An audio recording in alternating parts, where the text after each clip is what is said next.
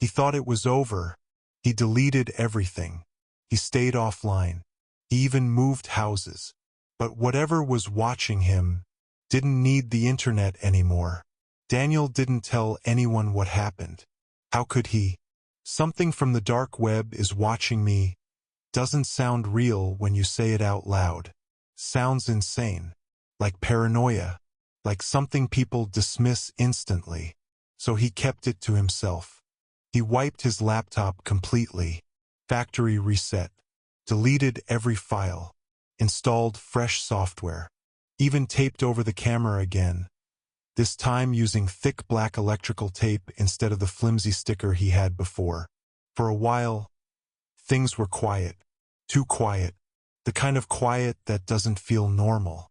The kind that makes you aware of every tiny sound. Every creak. Every shift in the walls. Every breath you take. 3 weeks passed. Then one night at exactly 3:03 a.m., his phone lit up. Daniel wasn't asleep. He hadn't been sleeping well since everything happened.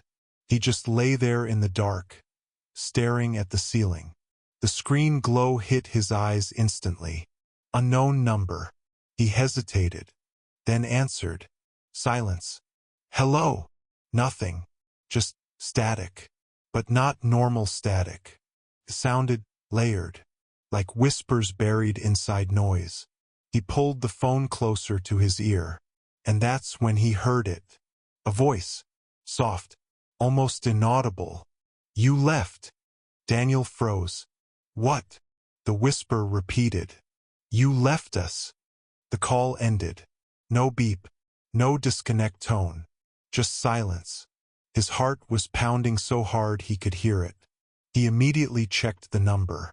There wasn't one. No caller ID. No record. Nothing in call logs. It was like the call never happened. But he knew it did. Because his phone battery had dropped from 38% to 12% instantly. And his screen was still warm. That night, he didn't turn the lights off. Not once.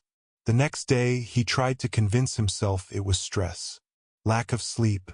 His mind playing tricks on him. Until he noticed something. His laptop was open. He was sure he had closed it. Not just closed, he remembered pressing it down firmly, hearing the click. But now it sat slightly open on his desk. A thin blue glow leaking from the gap. Daniel approached slowly. Every step felt heavier than the last. When he finally reached it, he lifted the lid. The screen was already on. No login screen. No desktop. Just a black window. And text. White text. Typing itself. You came back. Daniel stepped back. No, I didn't. The text paused. Then continued. You moved. His chest tightened. How do you know that? Another pause. Longer this time. Then, we didn't need the address. The room suddenly felt cold. Not just cold wrong. Like the air itself had changed. Daniel slammed the laptop shut. Unplugged it. Pulled the battery out. His hands were shaking uncontrollably now. This isn't real, he whispered. This isn't possible. But deep down, he knew it was. That night something else happened. Something worse.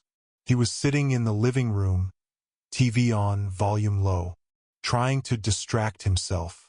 Then the TV screen flickered. Once, twice, then went black. A reflection appeared. Daniel leaned forward. It was him, sitting on the couch. But something was off.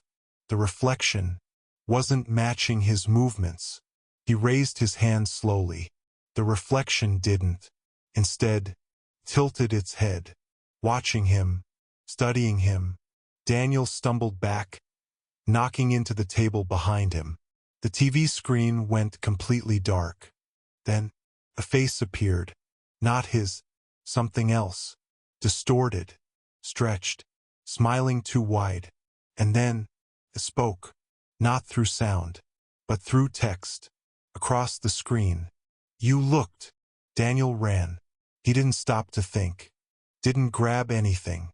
He just ran out of the house, barefoot, into the cold night.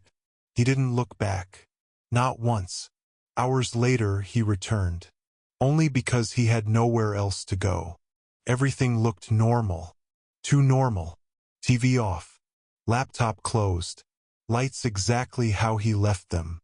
For a moment, he thought maybe he imagined it. Until he saw the wall. Right above his desk. 3 words. Scratched into the paint. Deep. Uneven. "We are here." Daniel didn't scream. Didn't panic. He just stood there.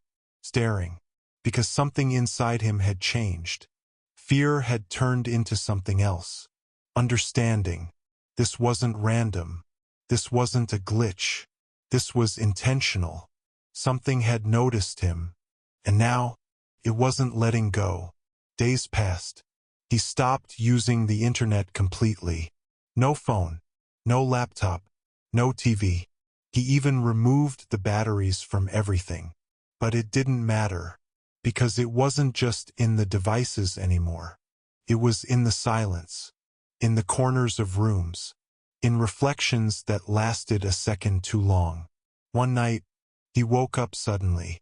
No noise. No reason. Just awake. His room was completely dark. But he could feel it. That feeling. The same one from before. He wasn't alone. Slowly, he turned his head. And saw it. Standing in the corner. Not a shadow. Not a trick of light. Something real. Something tall. Still. Watching. No face. Just presence. Daniel couldn't move. Couldn't breathe. The thing took one step forward. Then another. Slow. Deliberate. Like it had all the time in the world. It stopped at the edge of his bed. And leaned closer. And for the first time, he heard it clearly. Not through a phone. Not through a screen. Right next to his ear. "You shouldn't have left." The next morning, Daniel was gone. No signs of struggle. No broken locks. Nothing missing. Just an empty room. And one thing left behind. His laptop. Open. Screen on. A single message displayed. Waiting. For the next one.